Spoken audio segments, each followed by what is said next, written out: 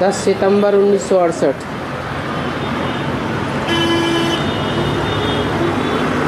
रूहानी बाप बच्चों को कहते हैं, और ये भी तो बच्चा है ना।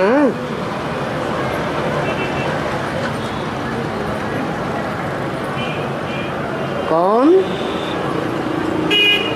ब्रह्मा। देहधारी सभी मेरे बच्चे हैं। किसने बोला? रूहानी बाप ने बोला।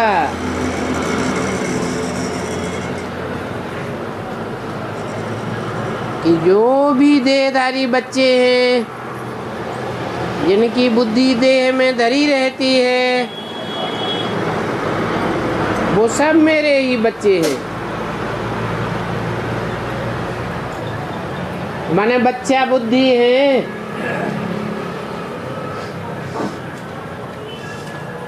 मैं रूहानी बाप हूँ। तो रूहानी बाप सभी आत्माओं को कहते हैं, क्योंकि आत्मा ही मुख्य है। ये बात तो अच्छी रीति समझो। यहाँ जब सामने बैठते हो तो ऐसे नहीं है कि शरीर से न्यारा होकर के, गुम होकर के बैठ जाना है। नहीं, शरीर से न्यारा हो, गुम हो जाना, ये कोई याद की यात्रा की अवस्था नहीं है। यहाँ तो सुजाग होकर के बैठना है। चलते फिरते, उठते बैठते अपन को आत्मा समझ बाप को याद करना। बाप ऐसे नहीं कहते हैं कि यहाँ बैठ करके बेहोश हो जाओ।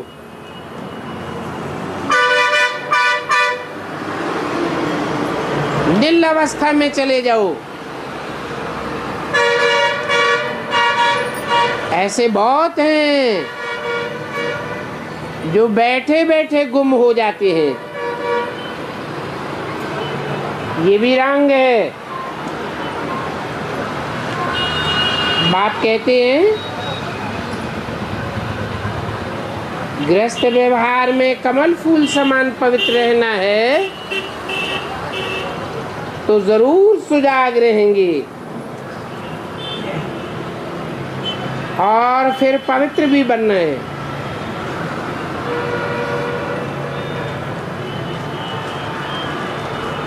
क्योंकि अपवित्र होते रहेंगे तो ज्ञान की धारणा नहीं होगी।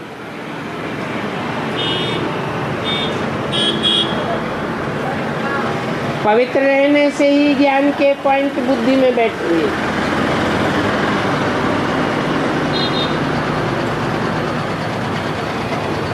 अगर आप पवित्र बने रहेंगे, इम्प्योरिटी धारण करते रहेंगे, तो ना अपना कल्याण कर सकेंगे और ना औरों का कल्याण कर सकेंगे।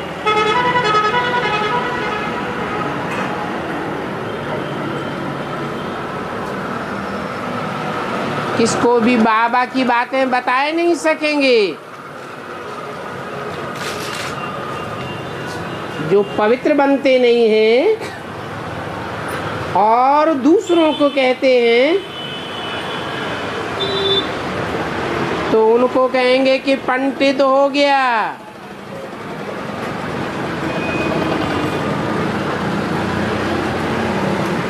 ये पंडितपना यहाँ चल न सके। मियाँ मिट्ठू भी नहीं बनना है।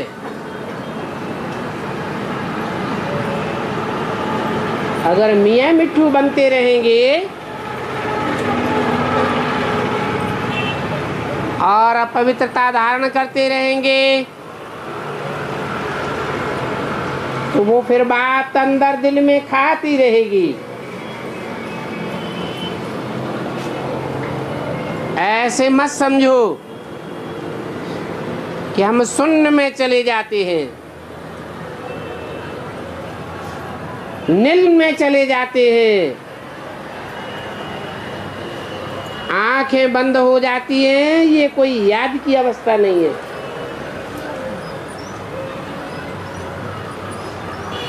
इसमें तो चैतन्य अवस्था में रहे बाप को याद करना है। ये नींद करना ये कोई याद की यात्रा नहीं है।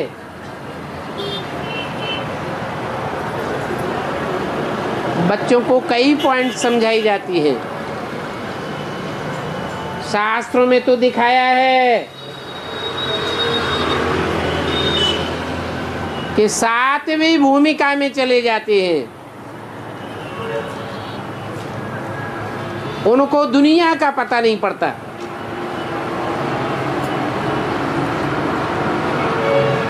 अभी तुमको तो दुनिया का पता होना चाहिए। जानते हो ये छीछी दुनिया है और ऐसी दुनिया में बाप को कोई नहीं जानते है। अगर बाप को जाने तो सृष्टि के चक्र को भी जान जाएं।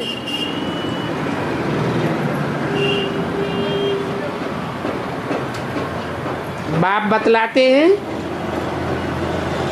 कि ये सृष्टि चक्र कैसे फिरता है, मनुष्य कैसे कैसे पुनर्जन्म लेते हैं।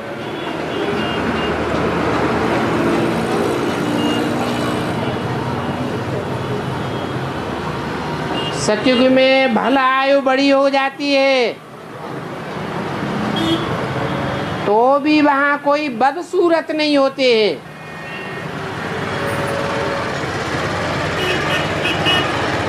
बाकी इन सन्यासियों का तो है हठ योग। आंखें बंद कर लेना, गुफाओं में बैठ करके बदसूरत हो जाना। बाप तो कहते हैं ग्रस्त व्यवहार में रह करके सुजागर हो, शून्य में चले जाना ये कोई अवस्था नहीं है।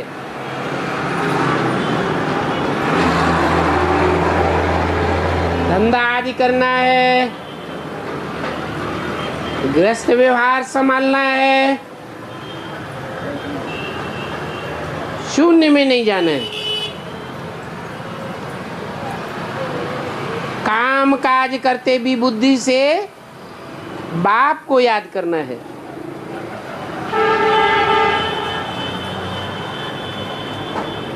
जरूर काम करेंगे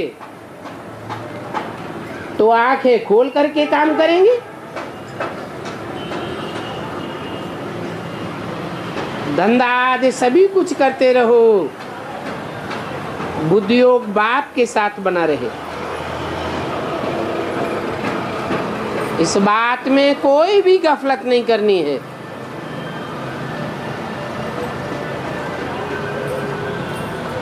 दुकान पर बैठे आंखें बंद हो जाएंगी, कोई टिपर ही ले जावेगा, तुमको पता भी नहीं पड़ेगा। तो ये कोई अवस्था नहीं है। हम देह से न्यारे हो जाते हैं, यह हठ योगियों की बातें हैं। रिद्धि सिद्धि वाले ऐसे करते हैं। बाप तो अच्छी रीति बैठ समझाते हैं, इस राजयोग में आंखें बंद नहीं करनी है।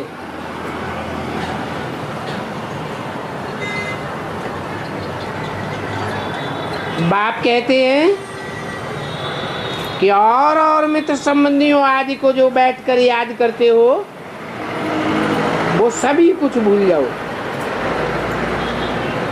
एक बाप को याद करना है। सिवाय सब विचारी याद के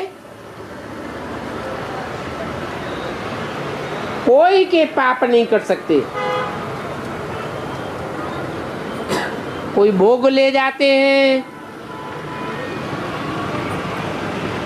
सूक्ष्म वतन में जाकर गुम हो जाते हैं, उसमें क्या होता है? जितना समय सूक्ष्म वतन में बैठे हैं, गुम स्टेज में बैठे हैं, विकर्म विनाश नहीं हो सकते, टाइम वेस्ट हो जाता है। क्योंकि शिव बाबा को तो याद कर ही नहीं सकते और न बाबा की वाणी सुन सकेंगे, तो कितना घाटा पड़ जाता है। परंतु जिनका ड्रामा में नूद है,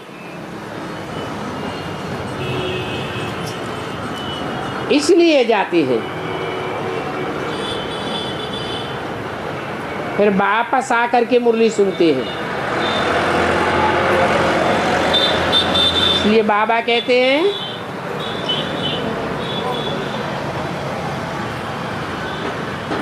जाना है तो फौरन जाओ और फौरन आओ, वहां बैठ न जाओ।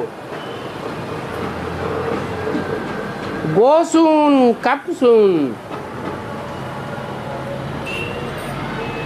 ये खेल पाल आदि बाबा ने सब बंद करवा दिया। ये भी घूमना फिरना रुलना पालना हुआ है। भक्ति मार्ग में ये रुलना पिलना बहुत होता है।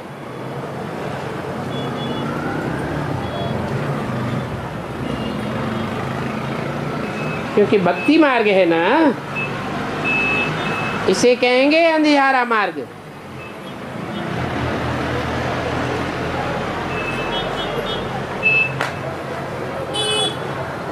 ब्राह्मणों की दुनिया में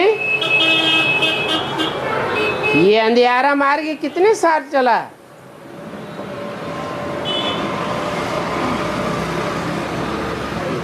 क्या कहेंगे? है ब्राह्मणों की दुनिया में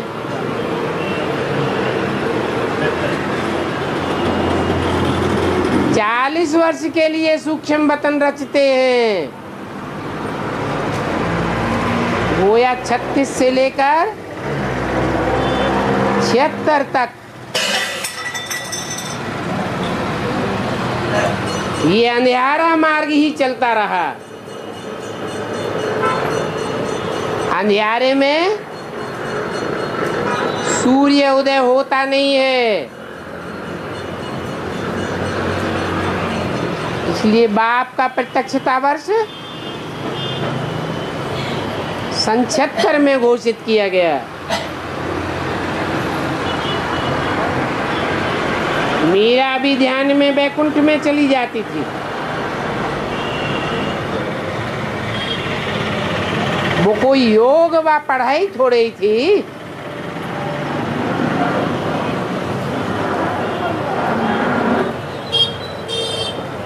क्या वो बैकुंठ में चली गई?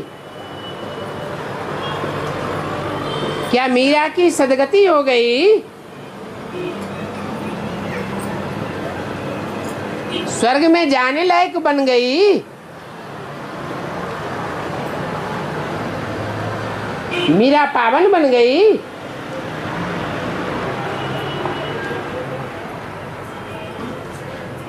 ध्यान में जाने वाली मीरा उसके जन्म जन्मांतर के पाप कट गए क्या? बिल्कुल नहीं। जन्म जन्मांतर के पाप तो बाप की याद से ही कटने हैं। बाकी ध्यान आदि में जाना, ये साक्षात्कार आदि होना, इनसे कोई फायदा नहीं। ये तो भीति है,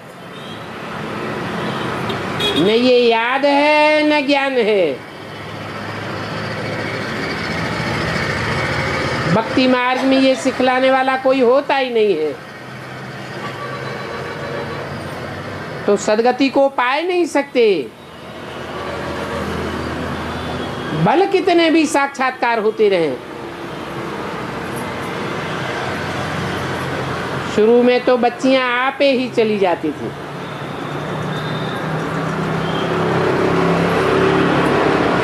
मम्मा बाबा थोड़े ही जाते थे। ये तो शुरू में सिर्फ बाबा को स्थापना और विनाश का साक्षात्कार हुआ। पीछे तो बाबा को कुछ भी नहीं हुआ।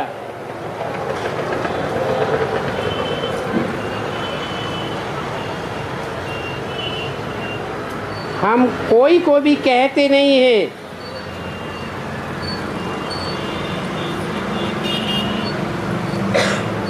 हाँ, बिठाकर कह देते हैं कि इनकी रस्सी खींचो,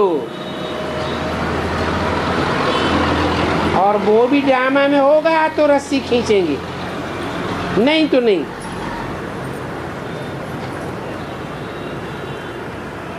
तो ऐसे ढेर होते हैं जिनको साक्षात्कार होता है। शुरू में बहुत साक्षात्कार करते थे, पिछाड़ी में भी बहुत साक्षात्कार करेंगे। ऐसा क्यों?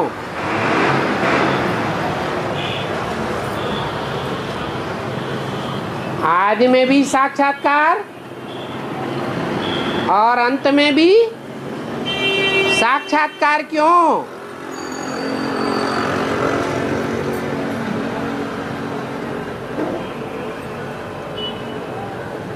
बीच में ये साक्षात्कार आदि का पार्ट बंद क्यों हो जाता है?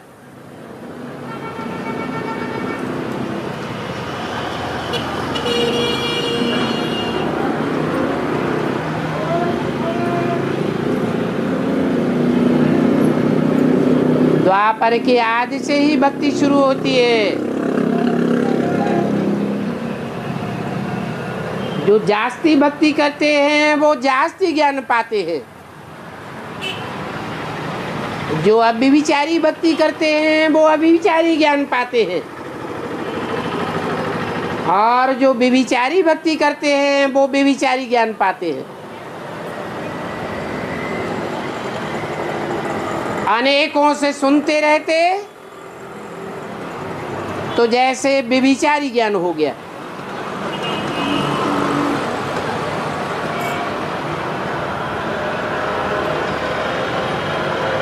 भक्ति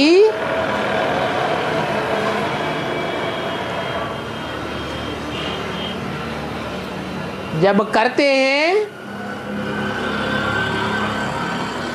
तो ज्ञान का नाम निशान नहीं रहता है।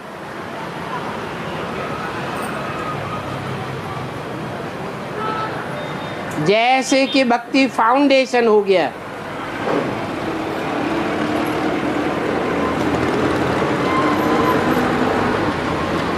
अभी बाप कहते हैं ये भक्ति मार्ग मुर्दाबाद होना है। मुझे ज्ञानी तू आत्मा चाहिए।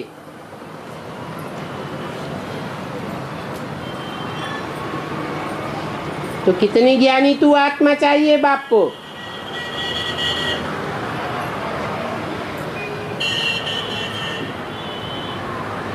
जो ज्ञानी तू आत्माओं की संख्या पूरी हो, फिर भक्तों का नंबर लगे।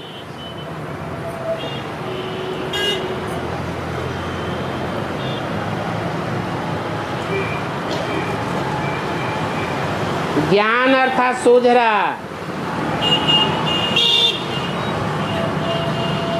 सोझरा आता है सूर्य से,